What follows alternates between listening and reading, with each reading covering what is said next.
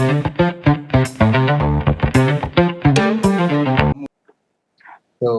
once again, this is the third demo of Valve 10 batch.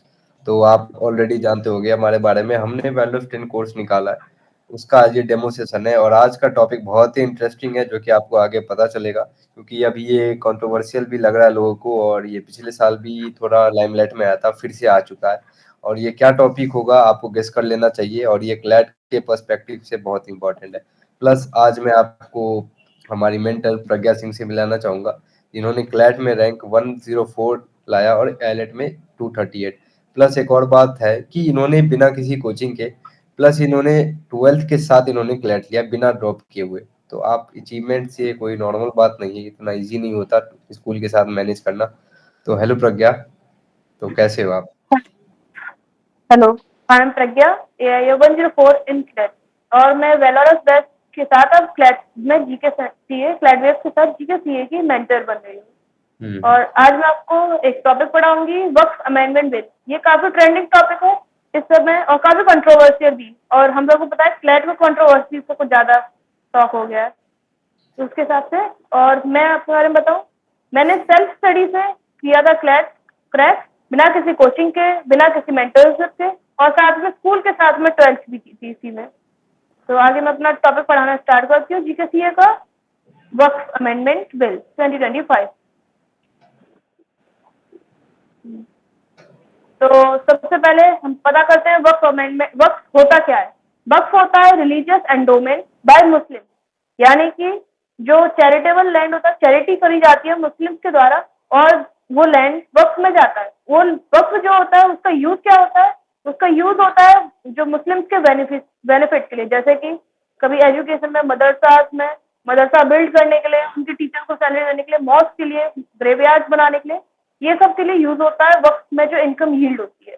अब ये जो है अभी 6 अप्रैल को प्रेसिडेंट को इसका अप्रूवल मिला है और अब ये जो है बिल से बन चुका है एक्ट। तो इस एक्ट का नाम क्या है? एक्ट का नाम चेंज होकर कर दिया गया उम्मीद एक्ट।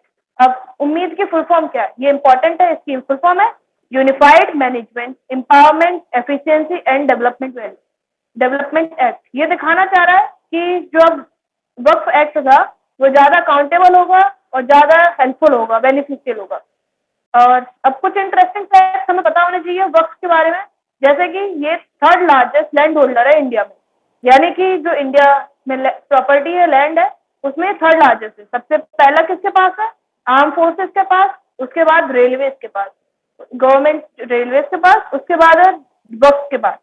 तो अप्रोक्सीमेट कितना लैंड होगा, कितनी प्रॉपर्टी होगी? इन पर 8.4 लाख प्रॉपर्टीज है, 9.4 लाख एकर्स लैंड है, जिसकी circle rate 1.2 lakh crore rupees है। Next.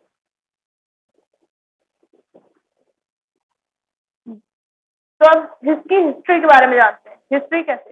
पहले तो इसको कमिट किया था ब्रिटिशर्स ने 1913 में, मुसलमान वक्फ वैलिडेटिंग एक्ट के हिसाब से। पर इसकी हिस्ट्री थोड़ी सी पुरानी भी है। जो दिल्ली के सुल्तान थे, उन लोगों ने 2 विलेजेस से एक मॉस्क को डोनेट किए थे और उसके बाद से ही ये जो है एक वक्फ का कॉन्सेप्ट इवॉल्व हुआ है और बनता आ गया। और ब्रिटिशर्स ने 1930 में इसको कमिट कर दिया है लीगल एक्ट की तरह, मुसलमान वक्फ वैलिडेटिंग एक्ट में। अब ये जो है उस समय सबको पता है British divide and rule policy थी, खास कुछ बेनिफिट के लिए नहीं था, टॉप कोई बेनिफिट करता था उसका। उसके बाद 1954 वक्फ एक्ट आता है। ये इंडिया में जो है इंडिपेंडेंस के बाद भी आता है। काफियों को लगता है कि क्यों रहने दिया ये एक्ट, क्योंकि जब रिलीजियस लाइन पे पाकिस्तान बन गया था तो ये एक्ट की क्या जरूरत थी? ये एक्ट बनाया गया ताकि जो पार्टीशन के वायलेंस हुई थी, माइनॉरिटीज का जो डर था, उसे खत्म करने के लिए कि उनको भी यहाँ पे राइट्स मिलेंगे इंडिया में। अब 1954 वक्फ एक्ट के अंदर central Waqf council of India 1964 है बनी, 1964 में बनी है। अब ये बात ध्यान रखिए कि जो central Waqf council of India है, जब एक्ट में भले ही अमेंडमेंट आ गया 1995 में, इसको रिप्लेस करके दूसरा एक्ट आ गया, पर ये जो है ये अभी भी सेम रही है। अभी भी जो 2025 का अमेंडमेंट हुआ है, उम्मीद एक्ट आया है, उसके बाद भी central Waqf council of India same ही है। और 2013 एक अमेंडमेंट इसमें 2013 में भी आया था 1995 वक्फ एक्ट के बाद, पर वो कुछ इंपॉर्टेंट नहीं था। उसके बाद 2024 में भी ये काफी ट्रेंडिंग रहा। अब ट्रेंडिंग रहने की वजह थी क्योंकि ये लोकसभा में टेबल 2024 में हुआ था और इसमें कुछ प्रॉब्लम थी, कुछ कॉम्प्लिकेशन थी, जिनको जो है सॉल्व करने के लिए जॉइंट पार्लियामेंट्री कमेटी बनाई गई थी। और उसके अब जो रिकमेंडेशंस है उनको कुछ को फॉलो करते हुए, कुछ को रिजेक्ट करते हुए वक्फ अमेंडमेंट बिल 2025 में वापस टेबल हुआ लोकसभा राज्यसभा में, और अब ये जो प्रेसिडेंट अप्रूवल के साथ बिल एक्ट बन चुका है। नेक्स्ट।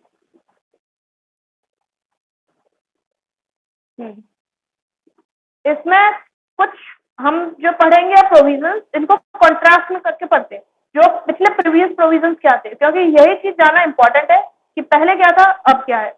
पहले इसमें यह था कि कोई भी नॉन मुस्लिम मेंबर्स नहीं हो सकते हैं, यानी कि जो इनकी पूरी जो बोर्ड है वक्फ ट्रिब्यूनल है, उसमें सिर्फ मुस्लिम मेंबर्स होना कंपलसरी था, नॉन मुस्लिम मेंबर्स नहीं हो सकते। और उसके अलावा एक प्रोविजन था वक्फ by user.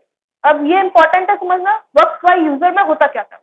Waqf by user होता था कोई भी लैंड है, अगर उसको मुस्लिम रिलीजियस पर्पज के लिए यूज कर रहे हैं तो वो लैंड जो है अब वक्फ का हो सकता है, उसको वक्फ क्लेम कर सकता है, वो वक्फ लैंड हो जाता है।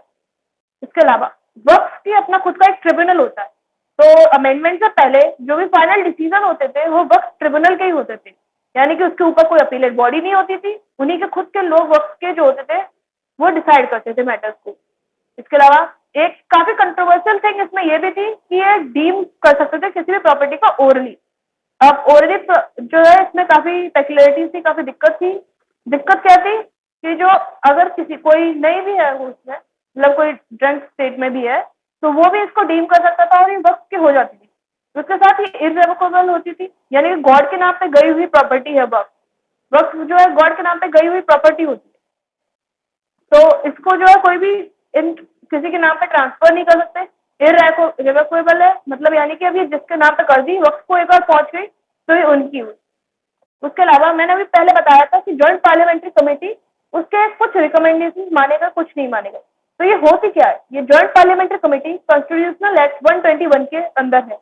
इसके अंदर ये जॉइंट पार्लियामेंट्री कमेटी राज्यसभा के कुछ पार्लियामेंट्रियन और लोकसभा के कुछ पार्लियामेंट्रियन को मिला के बनती है। और कहें तो लोकसभा इसमें मेजोरिटी में होती है, यानी अप्रोक्स 15 लोकसभा के मेंबर्स और 7 राज्यसभा के मेंबर्स। और इस कमेटी को हेड कौन कर रहा था, हेड कर रहे थे जगदम्बिका पाल।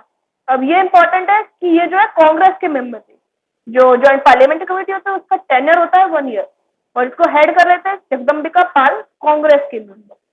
नेक्स्ट।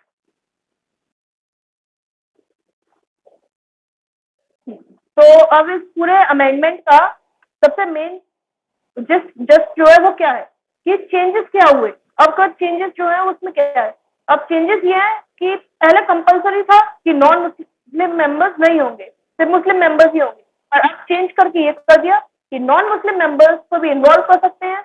इवन जो चेयरपर्सन होगा वक्फ बोर्ड का वो भी नॉन मुस्लिम हो सकता है।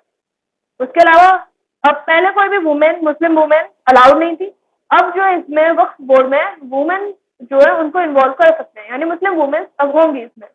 उसके अलावा वक्फ बाय यूजर जो सबसे कंट्रोवर्शियल टाइप की थिंग थी उसको रिमूव कर दिया गया है। उसके अलावा इनहेरिटेंस राइट्स जो है वुमेन के, ऑफरेंस के, उनको प्रोटेक्ट किया जाएगा। कैसे, मतलब क्या मतलब है इसका, इसका मतलब ये है कि जो इनहेरिटेंस राइट्स होते थे, जो इनहेरिटेंस लॉ होते हैं, मुस्लिम लॉ होता है, उसमें जैसे ग्रैंडफादर की प्रॉपर्टी होती है उसको फादर जो है शादी खुद की नहीं होती, वो जो उसके हेयर्स होते हैं उनको देनी होती है।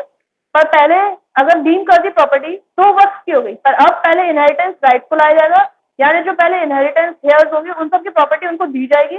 उसके बाद ही जो बची हुई प्रॉपर्टी होगी जिस पर उनका खुद का हक होगा उसे इसको दे सकते हैं वक्फ को। उसके अलावा अब प्रैक्टिसिंग मुस्लिम जो 5 साल से प्रैक्टिस कर रहे हैं मुस्लिम, सिर्फ वही अपने लैंड को वक्फ को दे सकते हैं। पहले जो है गवर्नमेंट लैंड, हिंदू का लैंड जो भी वक्फ बाय यूजर होता था उससे ले लिया जाता था, पर अब ये सब नहीं हो सकता। इसके अलावा जो अपीलेट बॉडी थी, पहले की अपीलेट बॉडी कौन सी थी, ट्रिब्यूनल, जो वक्फ ट्रिब्यूनल थी। अब अपीलेट बॉडी है हाई कोर्ट, यानी कि 90 दिन के अंदर अगर कोई वक्फ ट्रिब्यूनल ने आपको ऑर्डर दे दिया है उसको 90 डेज के अंदर चैलेंज किया जा सकता है हाई कोर्ट में। और जो गवर्नमेंट प्रॉपर्टी थी पहले की तरह नहीं, अब जो है कोई भी गवर्नमेंट प्रॉपर्टी डिक्लेयर नहीं की जा सकती है वक्त। जो डिस्प्यूट्स होंगे गवर्नमेंट प्रॉपर्टी रिलेटेड कि प्रॉपर्टी गवर्नमेंट की है कि वक्त की है, उसको डिस्ट्रिक्ट मजिस्ट्रेट या फिर सीनियर गवर्नमेंट एम्प्लॉय जो है रिजॉल्व करेंगे। उस तरफ जो इसकी अकाउंटेबिलिटी बढ़ाने के लिए उम्मीद एक्ट नाम रखा गया है ताकि इसकी अकाउंटेबिलिटी बढ़ाई जा सके। वो इसलिए किया गया ताकि जो उसको कैसे इंश्योर किया गया, ये इंश्योर किया गया है बाय ऑडिटिंग।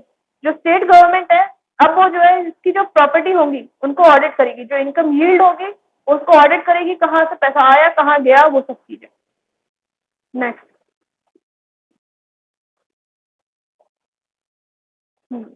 तो हमने अभी बात करी वक्फ ट्रिब्यूनल की, जिनका अमेंडमेंट से पहले फाइनल होता था डिसीजन। तो उसमें कौन कौन मेंबर होते हैं? उसमें 3 मेंबर होते हैं। एक स्टेट जुडिशियल ऑफिसर होगा जो कि रैंक ऑफ सिविल जज जूनियर डिवीजन से अबव होगा, यानी कि सीनियर होगा उनसे। उसके अलावा स्टेट सिविल सर्वेंट होगा जिसको अनॉइंट करेगी स्टेट। उसके अलावा person with knowledge on Muslim law, यानी कि इस्लामिक स्कॉलर्स, वो are knowledgeable on Muslim law, जिनको मुस्लिम लॉ के बारे में अच्छी खासी नॉलेज है। पहले मैंडेटरी था कि मुस्लिम्स होंगे, now it's not mandatory. Next.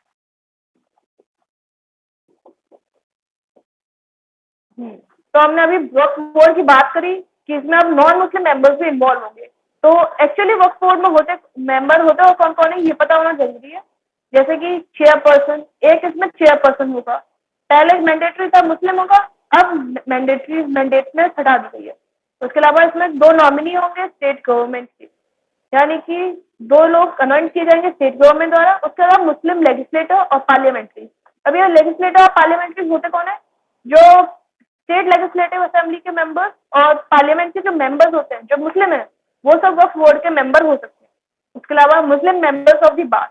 अब ये बार किस बारे में, मतलब बार होती है जो एडवोकेट बॉडी होती है हाई कोर्ट्स में, उनके जो मुस्लिम मेंबर्स होते हैं वो सब भी वक्फ बोर्ड के मेंबर होते हैं। इसके अलावा इस्लामिक स्कॉलर्स, जो इस्लामिक स्कॉलर्स होते हैं वो इसके मेंबर होते हैं। उसके अलावा मुतावली, मुतावली कौन होते हैं? मुतावली होते हैं केयर टेकर्स। जो हम सबको पता है जो वक्फ होती है वो property in the name of God होती है, यानी भगवान के है। तो उसको मुतावली जो है केयर टेकर्स होते हैं उसके, जो उसकी केयर टेकिंग करते हैं, उससे जो इनकम यील्ड होती है उसको रखते हैं, उससे यूज करते हैं वो सब। और उसके अलावा सर्वे कमिश्नर भी अपॉइंट, जो कि स्टेट अपॉइंट करती है, वो होते हैं। पहले मैंडेटरी था कि सब कोई मुस्लिम होंगे, और अब ये सब मैंडेटरी नहीं रहा है। नेक्स्ट। तो अब इसके बारे में कुछ इंपॉर्टेंट फैक्ट्स पता करते हैं। जैसे कि वक्फ बोर्ड जो है शिया और सुन्नी सेक्ट, जो मुस्लिम में सेक्ट्स होते हैं उनके लिए अलग अलग होते हैं, मतलब शिया सेक्युलर, सुन्नी सेक्युलर। इसके साथ साथ ये प्रोविजन भी है कि अगर किसी स्टेट में कोई और सेक्ट है और उनके एक कंसिडरेबल उनके पास लैंड है और सेक्ट है उनका, तो वो उनका भी एक अलग से वक्फ बोर्ड बन सकता है। ये जो वक्फ बोर्ड होता है दोनों सेंट्रल लेवल पे भी होगा और स्टेट लेवल पे भी होगा। यानी कि सेंट्रल लेवल का होता है जो कि हमने 1964 एक्ट से बना है, उसके अलावा स्टेट लेवल के अलग अलग बनते हैं। उसके अलावा एक इम्पॉर्टेंट चीज ये और कॉन्ट्रोवर्शियल थिंग भी है, जो कि ये कहती है कि ये इतनी इम्पोर्टेंट रिलीजियस प्रैक्टिस नहीं है कोई मुस्लिम की, कि ये जो वक्फ एक्ट है, वक्फ है, ये हर मुस्लिम कंट्री में नहीं है, इवन पाकिस्तान में भी नहीं है। जो मोस्ट ऑफ मुस्लिम कंट्रीज है उन सब में ऐसा वक्फ का कोई कंसेप्ट नहीं है ये। और अब आप अपने ओपिनियन बताइए कि ये इतना कंट्रोवर्शियल है, क्या ये सही है, क्या ये सही नहीं है? क्या इसे सच में जैसे कहा जाता है कि जो डाउनग्रेडेड मुस्लिम्स हैं उनको मदद मिलेगी, होगा कि नहीं होता है?